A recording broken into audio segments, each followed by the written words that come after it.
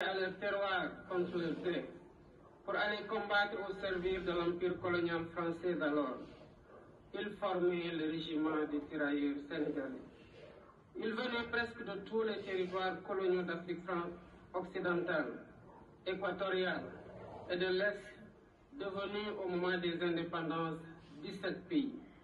Ils étaient du Bénin, ils étaient du Burkina Faso, du Cameroun, des Comores, du Congo, de la Côte d'Ivoire, de Djibouti, du Gabon, de la Guinée, de Madagascar, de la République centrafricaine, du Sénégal, du Tchad et du Togo. Longtemps ignorés et banalisés, ces tirailleurs ont pourtant bravé les épreuves pour aller combattre très loin de chez eux.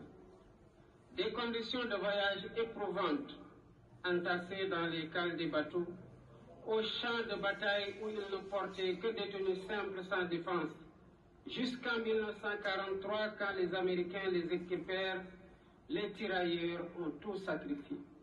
Ils ont donné de leur jeunesse, ils ont donné de leur sang, ils ont donné de leur chair pour la liberté et pour la paix dans le monde. Excellences, Mesdames et Messieurs, malgré les pertes énormes sous les balles nazies, les faits d'armes du régiment des tirailleurs sénégalais sont incontestables et ont grandement contribué à la victoire des Alliés.